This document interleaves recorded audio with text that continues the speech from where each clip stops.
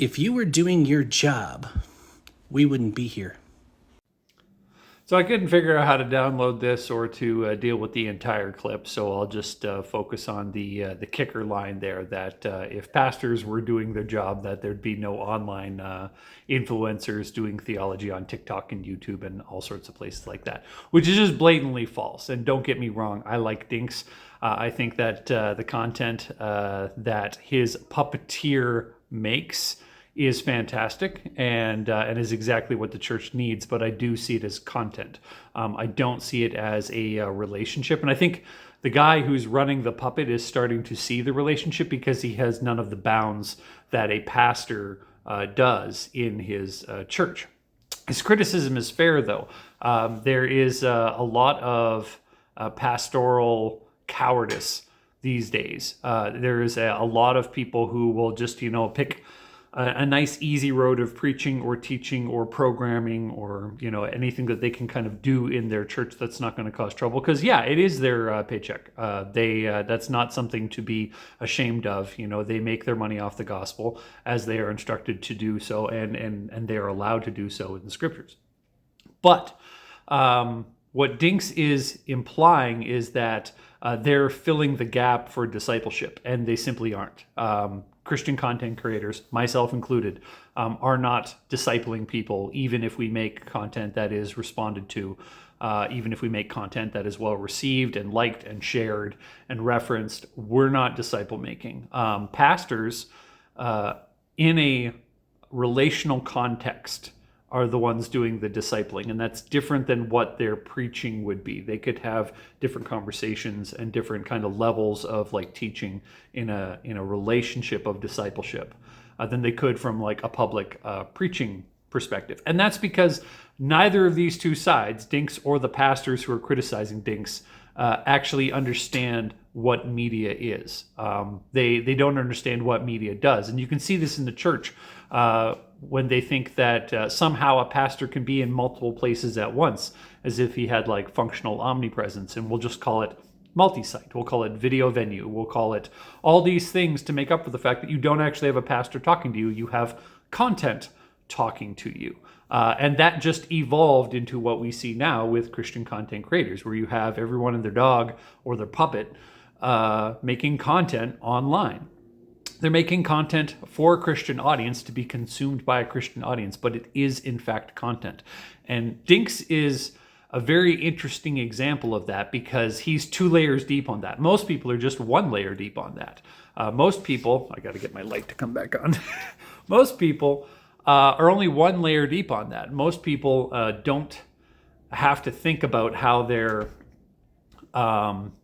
showing themselves in the content in order to create the thing that people engage with. But Dinks does. Dinks not only has to be the puppet, but he has to be the digital puppet too. So it's 2 layers deep there. The thing that he's creating is also through another thing that he has created. Or maybe he bought the puppet. I don't know. There's 2 versions of it now, so who could tell? But they're talking past each other because neither of them understand that it's a piece of media that they're putting online. They're not putting relationship. They're not putting discipleship. The teaching that they're putting online is valuable, but it is media based. And perhaps the better way to think about it is people aren't going online to get discipled. People are going online to learn the same way that they would read a book. And a pastor should be able to tell the people that he is spiritually responsible for, yes, read these books. No, don't read those books. They're just going to confuse you. Yes, maybe use these apps. No, don't use these apps. Because they do have local authority. They have a responsibility and authority over the people that they are a pastor for. Now, that kind of ends in the local church expression, and it has fuzzy edges, but it definitely doesn't extend onto an online environment. I don't think any pastor has a right to tell a content creator what they should or shouldn't do. But, let's just ask the obvious questions. Does Dinks have a pastor? Because Dinks certainly couldn't be a pastor.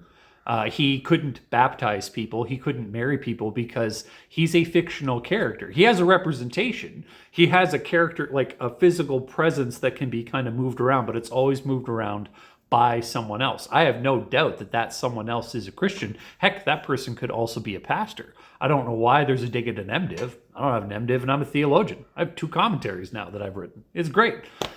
But there is like this misunderstanding of where the content creator fits into the church. And I think this plays out 2 different ways. One, you can either be an official ministry of a church, where then you have a pastor that you're in a disciplic relationship with that can say, yes, you're going too far. No, you're not going too far. Hey, you did a good job. Hey, you did a bad job. And you can have that kind of authority in your life the way that a pastor has authority, that he has to have elders that can speak into his life, that he's ultimately under the authority of God. But we're ultimately not under the authority of anything on TikTok except for our desires to make content. In fact, that's why you see a lot of this response content, because it's the thing that drives most of the views. People like to see the back and forth.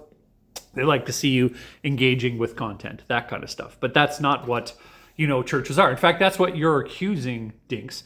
That's what you're accusing the pastor of, is responding to his congregation the same way you respond to comments and questions, except that, he's responding to their political affiliations, to, the cultural affiliations that they have, and being a coward because of a paycheck, that kind of stuff. Where we need to see this clearest is that producing media is not the same thing as teaching. I think this is a place where Dinks needs to clarify what he does online, whether or not that he's considering that a teaching ministry, or if he's considering that an information ministry, because it is information. You are making digital files that share information or produce information or clarify information, but they are not teaching. They can be learned from the same way I can learn how to change the brakes for my Toyota Echo on a YouTube video, but I'm not being taught how to do that. My dad in the garage with me can teach me how to do the brakes, but I can learn how to do the brakes, and those are separate things. One of those is a spiritual gift that is required of pastors. So a pastor can have that, and he can demonstrate that, and he can do those things, and then have the congregation be taught by him, and then you have that kind of that ecosystem that's going on. But there's no way to have that online. There is no way to have that in a meaningful way online, especially if you have another layer of proxy on top of that as a puppet. So I would encourage both of you to look at the other person as if they're part of your church. I would encourage both of you to look at the person like the pastor cannot say to the content provider, the content creator, I have no need of thee. And the content creator cannot say to the pastor, I have no need of ye. You are part of one body together in the Church of Christ.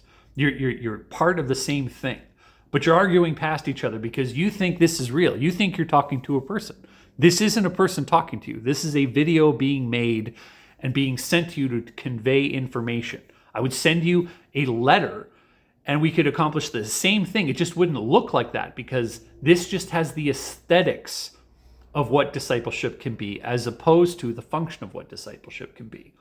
And that's where this falls apart. That's where this is problematic because, yeah, there's a lot of great TikTok creators out there who are doing good content, apologetic content, great theologically sound and rigorous content. They're doing, good theological debates. They're doing all that kind of stuff. And then there's, bad creators on that level too. Then there's pastors who are doing a great job and pastors who are doing, a not so great job or a bad job. But when it comes to the media, we've lost the plot. We think that this counts as a face-to-face meeting when this is a recording. We think that this can be the substitute. And it's the church's fault. The church is what caused this to happen. We're the ones that did Video Venue.